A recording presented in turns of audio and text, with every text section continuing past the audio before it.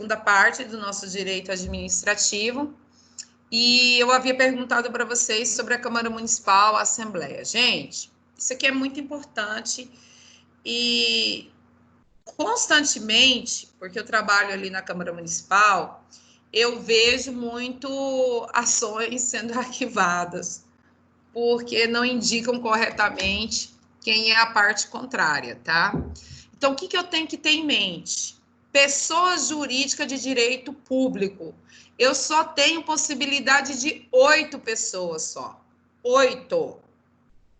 Ou é o município de Rondonópolis, o município de Pedra Preta, ou é o município, ou é o estado, ou é o Distrito Federal, ou é a União. As outras 4 possibilidades, ou será uma autarquia, uma fundação pública, ou será uma sociedade de economia mista ou uma empresa pública. Professora, como é que eu sei se é ou não? Toda administração indireta, quando ela é criada, existe a necessidade de uma lei. Seja uma lei criando ou uma lei autorizando a sua criação. Mas deverá existir uma lei, inclusive informando qual é o capital, informando tudo dessa criação. Então, na própria lei que cria ou autoriza, ela já vai dizer se é uma autarquia, se é uma fundação pública, se é uma sociedade de economia mista, ou se será uma empresa pública, porque é possível que só pelo nome, talvez secretaria, você já vai saber que é um órgão, né? Só pelo nome, mas às vezes podem ter órgãos com nome diferente que você não vai saber se é um órgão ou se é um ente administrativo. Então, somente com a lei. E não se abalem, porque uns anos atrás, eu já tenho o quê? 20 anos que eu estou na Câmara Municipal. E eu lembro que quando eu entrei na Câmara Municipal uma vez, estava uma discussão muito grande, porque não encontravam a lei que instituía a CODER. A CODER, gente, até um tempo atrás, não sei se mudou, era uma sociedade de economia mista. Então, gerou, não sei por qual motivo, na época, gerou uma dúvida se era um órgão ou era uma pessoa jurídica, tá? Então, ela é uma pessoa jurídica, ela era uma sociedade de economia mista com estatuto, acharam a ata e encontraram tudo, tá? Então, para você dirimir, de repente é uma situação nova, só você tem que pesquisar na lei, tá? E não é muito difícil de você fazer isso, não, hoje com os recursos informatizados. Não encontrei lei criando, autorizando, é um órgão.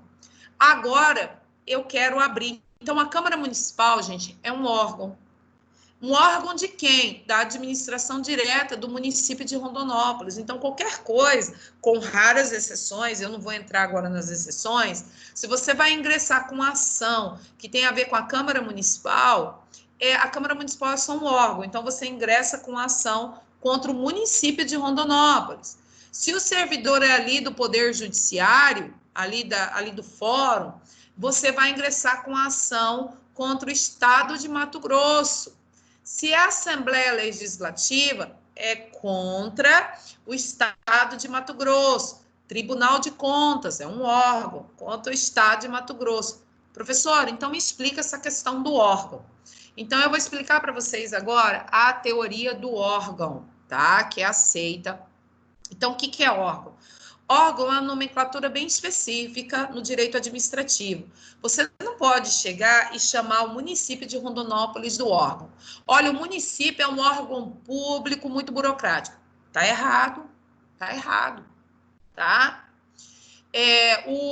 Agora, se você falar que a Câmara Municipal é um órgão muito burocrático, a frase está correta. Por quê? Eu estou falando de pessoa jurídica. É como você olhar aqui para a Antonieta.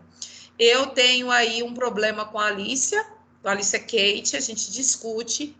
A Alicia Kate resolve ingressar com uma ação contra mim. Então, ela vai ingressar com uma ação contra a pessoa Antonieta Araújo.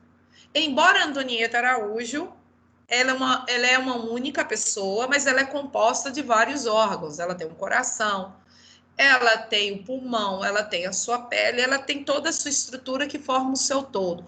Assim é a administração pública, direta e indireta, são pessoas, pessoas jurídicas, e essas pessoas jurídicas, elas são formadas por órgãos.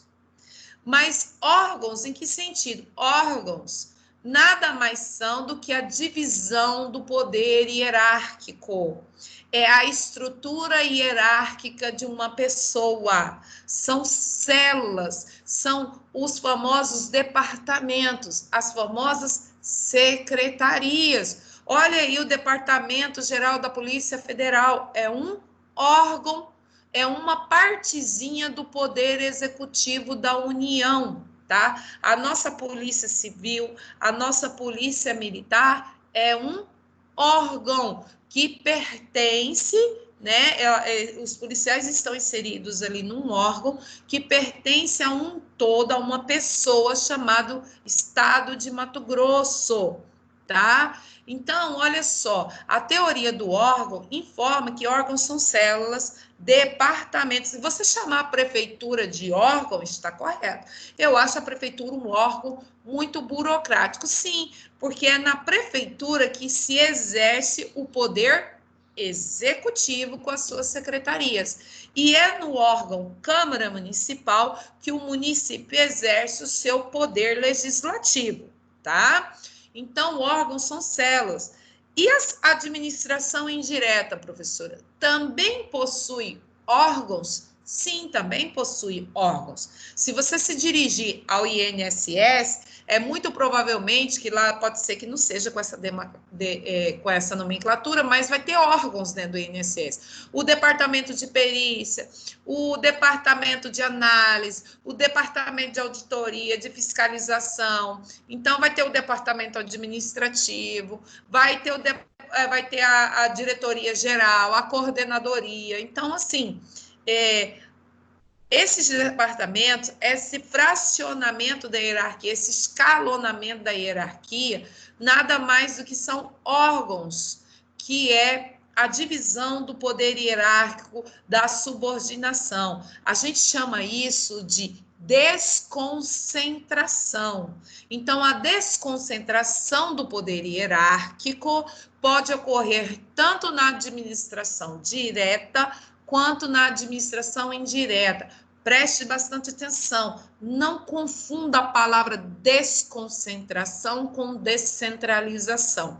Descentralização, administração descentralizada. Eu estou falando de quem, gente? Da administração indireta, estou falando da fundação pública, da autarquia. Agora, quando eu falo administração desconcentrada, eu estou falando dos órgãos que pode ocorrer, que ocorre tanto na administração direta quanto na administração indireta. Por favor, então eu não ingresso com ação judicial contra órgãos. Seria o mesmo, gente, beira o absurdo. É como você ingressar, por exemplo, a Alicia Kate resolver ingressar com a ação não contra a Antonieta, mas contra o coração da Antonieta, né? Como se meu coração pudesse ir lá sozinho se defender. Tá? Isso, embora a gente goste de personificar, isso não acontece, tá? Então, no direito administrativo, é semelhante o raciocínio. Se você cria uma pessoa jurídica, essa pessoa jurídica, ela vai ter os seus órgãos, que vai criar o todo. Então, tudo isso que eu expliquei para vocês, meus amores, tá no material aí, no mapa esquemático 6 e no mapa esquemático 7. Vou mostrar aqui mais uma vez, que depois você em casa vai dar uma lida. Peraí, ô meu pai, peraí. Olha aqui. Jesus, gente, o negócio não quer colaborar comigo, não. Não quer. Peraí. E aqui. Vai agora? Não, ele não quer ir, ele tá teimosinho, tá? Ele tá teimosinho, mas eu vou insistir. Veio. Então, quando você pegar o seu material, vai ter aqui, ó, teoria do órgão. Teoria do órgão. A teoria do órgão é aqui, ó, concentração e desconcentração. A concentração não existe mais. É impossível existir uma administração indireta ou indireta concentrada. O que é isso, professora? 100 departamentos. É como você imaginar, vamos pegar o menor município aqui, o mais próximo, São José do Povo. São José do Povo é uma administração direta. Professora, pode ser uma administração concentrada? Até lá é difícil. Uma administração direta concentrada seria o mesmo que dizer que em São José do Povo não tem departamento, não tem secretários, não tem coordenadores, não tem chefe. Quem administra tudo é tudo concentrado na mão do prefeito, sem departamento. Ele despacha tudo. Não tem divisão de hierarquia. Ele é o chefe, depois do chefe só vem o pessoal que executa e não tem mais nada. Então, a administração pública concentrada, seja direta ou indireta, não existe mais. O que existe é administração pública direta desconcentrada e administração pública indireta desconcentrada, tá? Por quê? Porque são divididos em células, em vários compartimentos, e dentro desses compartimentos nós temos o elemento humano, que é o servidor público, o agente público. Tudo bem? Vocês entenderam isso aqui? E se você for, olha aqui, vamos lá agora para o mapa esquemático 7, para vocês entenderem como é que ele está lá, esse material que eu deixei para vocês darem uma lida, que foi tudo que eu passei para vocês agora, ó. No 7, eu deixei, ele tá miudinho aí, gente, mas lá no outro mapa esquemático, que tá lá no encontro 7, eu tenho lá essa diferenciação. Aqui fala sobre entidades paraestatais, mas eu não vou falar delas agora. Eu vou deixar para falar delas depois com vocês, tá? Na próxima aula. Porque nessa aula, além de trabalhar a diferenciação de administração direta e órgãos, eu quero apresentar agora para vocês um mapa geral sobre a diferença entre fundação pública, autarquia, sociedade de economia mista e empresa pública. Esse material também está disponível ou lá no encontro 6 ou lá no encontro 7 em aula, está em algum lugar lá. Eu quero tratar rapidinho essa diferenciação e aí a gente encerra, tudo bem? E aí o compromisso que vocês precisam ter é dar uma lida. Eu tenho um material que está lá em slides, eu devo ter mais uns 4 slides lá, que eu trato da diferença específica de cada ente administrativo desse, cada administração direta. Nós não temos condições de tratar sobre tudo na administração pública, tá? Nós não temos condição. O que eu posso fornecer para vocês é depois vocês pegarem uma doutrina e dar uma lida, porque na próxima aula eu vou fazer, a gente ainda tem um feriado aí para complicar a vida da gente, né? Então, assim, nós temos aí, na nossa próxima aula eu só vou fazer um encerramento rápido e já vou partir para o próximo conteúdo nosso, tá ok? Então, assim, só para a gente poder finalizar, eu vou procurar aqui, deixa eu ver se está disponível aqui. Não, eu vou ter que abrir aqui, só um minutinho que eu já vou abrir aqui em direito administrativo. Calma aí que é rapidinho. Eu vou abrir esse quadro que eu fiz para vocês. Tá bem. Aqui, ó. Não, esse não. Peraí. Aqui. Achei ele. Deixa eu abrir ele aqui que eu já vou mostrar. Tá lá para vocês. Eu quero abordar esse aqui para a gente poder finalizar. Gente, uma coisa é certa, direito administrativo, já dizia o meu professor Vaccaro, ele não é para qualquer um. Acho que meu professor, eu não sei se vai ser meu eterno professor. Hoje é meu colega de trabalho, mas é meu eterno professor.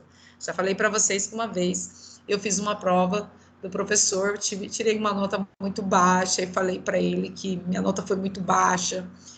E eu lembro, ele disse muito educado, né? Ele falou assim: nossa, Antonieta, direito administrativo não é para qualquer um, porque é difícil. Gente, eu peguei aquilo ali como o pessoal foi para casa e falei: mas como assim não é para qualquer um? Não, é para mim sim. Foi a partir desse momento que eu passei, primeiro, por uma imposição, por uma questão de prova, que eu iria entender direito administrativo, que eu queria ser, né, tipo, fodona lá, tal, queria tirar só 10, essas coisas. Aí eu passei a gostar muito, e hoje eu gosto demais, é a área que eu me especializei, né? Então, graças ao, mesmo ele sem saber, graças ao professor Vaccaro, né, meu eterno professor de Direito Administrativo. Então, olha só, esse conteúdo, ele é um conteúdo chatinho, eu sei, professora, todo conteúdo de direito administrativo, você fala a mesma coisa, que eu sou verdadeira, gente, mas eu gosto. Então, vamos lá aqui pro mapa. Eu montei um mapinha de uma página só para vocês. Ele não é suficiente, mas ele dá uma base legal para nós. É esse mapa aqui, ó. Deixa eu ampliar ele aqui mais um pouquinho, para ficar mais visível. Olha, eu fiz uma página só. Coloquei, ó, administração pública indireta, também chamada de administração pública descentralizada.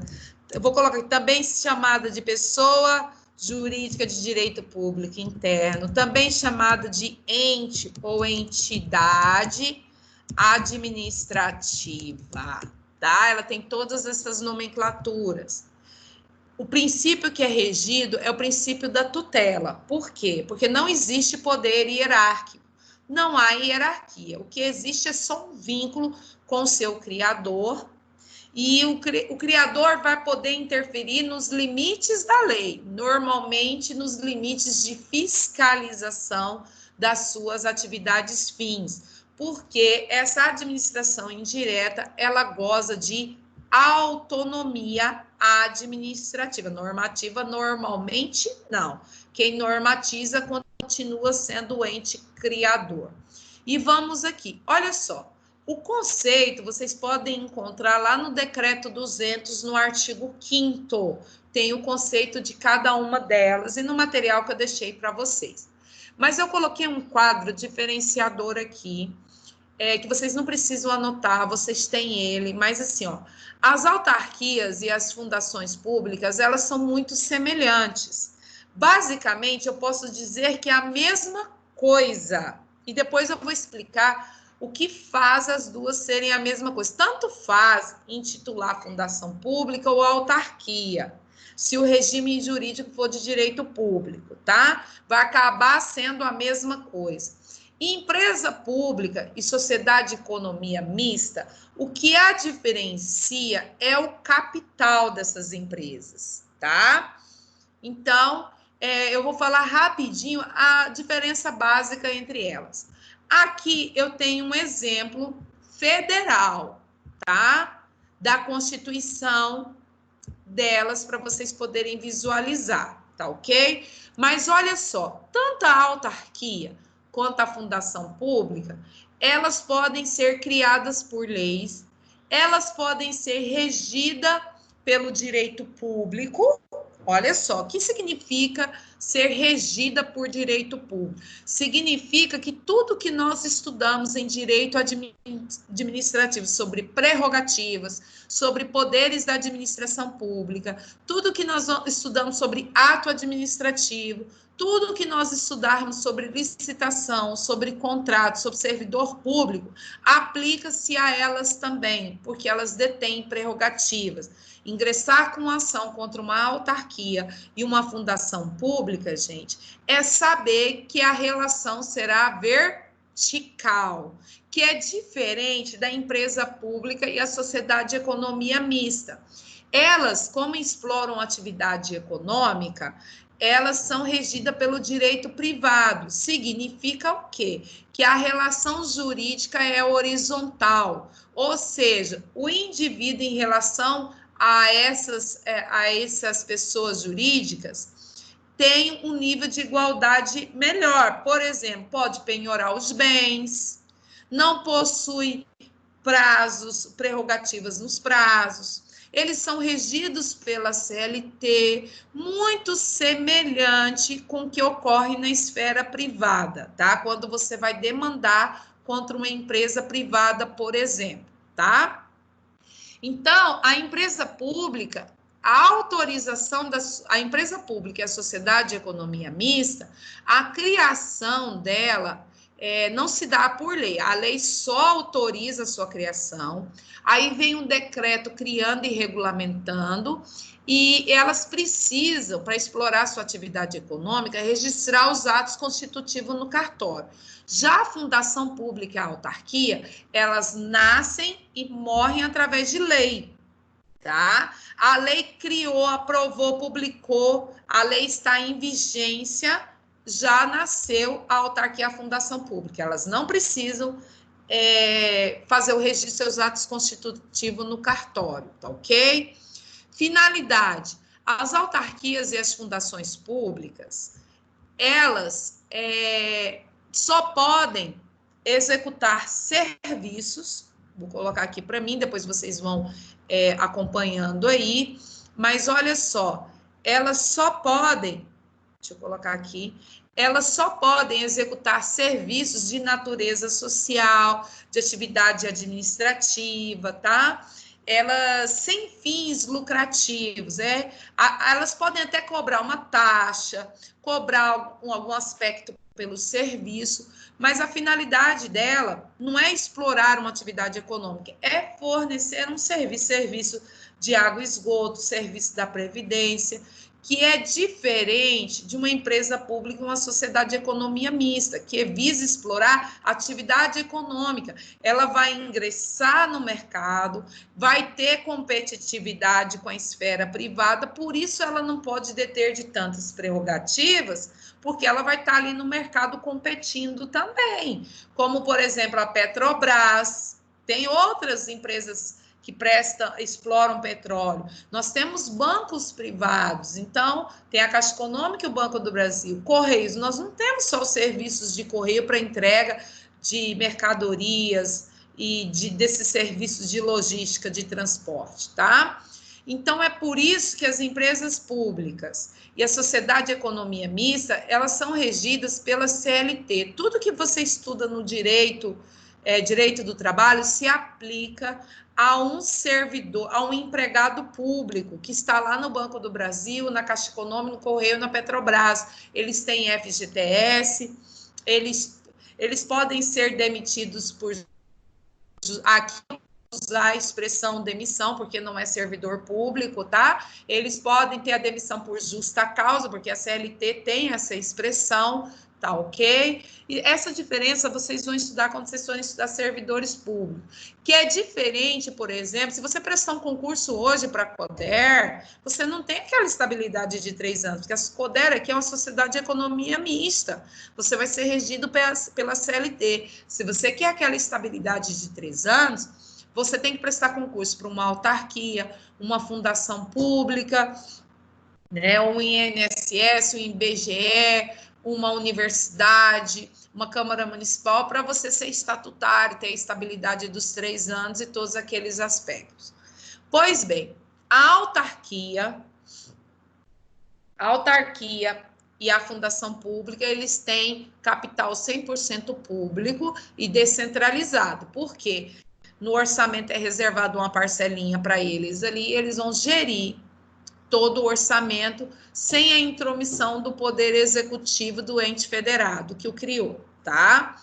Já a empresa pública, o capital é exclusivo do poder público, é 100% público, tá? Enquanto que na sociedade de economia mista, como o próprio nome diz, o capital é misto, é tanto público quanto privado. É por isso que vocês veem muitas pessoas aí, agora eu não sei como é que está isso, mas antigamente as pessoas investiam muito nas ações da Petrobras. Se a Petrobras tem lucro e você tem ação, vai ser valorizada a sua ação e você vai ter também.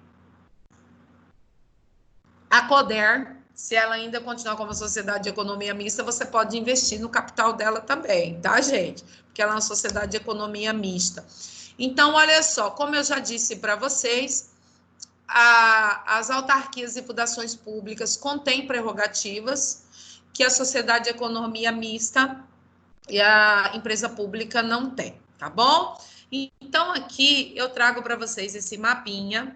Na próxima aula, eu não sei se eu terei condições de tratar uma a uma com vocês. Eu não sei se eu vou ter essa condição de tratar um por um com vocês. Mas se eu não tiver, vocês já têm uma base para fazer uma leitura. Eu deixei slides, amores, aí, separando cada um. Vocês vão ver que a autarquia, ela sofre subclassificações. Talvez na próxima aula eu aborde somente autarquias, porque as autarquias elas sofreram muitas transformações ao longo dos anos, tá? Mas o restante, basta uma boa leitura para você entender como que funcionam essas pessoas jurídicas, tá? Porque o básico aqui você já tem comigo. Ademais, na próxima aula, dia 1º é feriado, a gente vai ficar sem esse encontro. Eu finalizo essa parte, vou falar um pouquinho sobre as paras estatais, tá? Lembrando que autarquias, fundações públicas, sociedade de economia mista e empresa pujante não são terceirizações ou privatizações. Elas continuam sendo públicas e pertencentes ao Estado, mas de uma forma indireta. Se você, eventualmente, ingressar como agente público ou servidor público, tá? Você vai estar ingressando e trabalhando para o Estado, tá bom? Então, eu paro por aqui, a gente finaliza. Deixa eu ver se tem alguma pergunta, alguma questão aqui. Uma colega, a Ingrid, respondeu que a Câmara Municipal, acertadamente, pertence à administração direta, né? Ela pertence ao município. A gente já tinha trabalhado. Se vocês tiverem dúvida, manda para mim aqui no grupo. Eu respondo aqui, eu respondo nos nossos próximos encontros, tá? E fica, então, aí o dever para vocês darem mais uma lida no nosso material, nos nossos slides.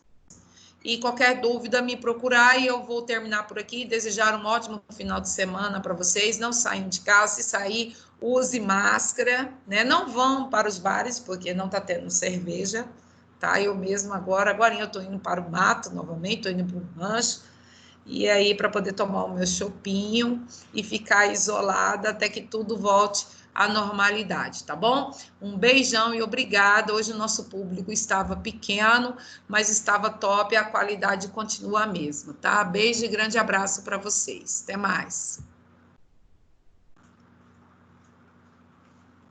Beijo, prof. Bom final de semana. Obrigada.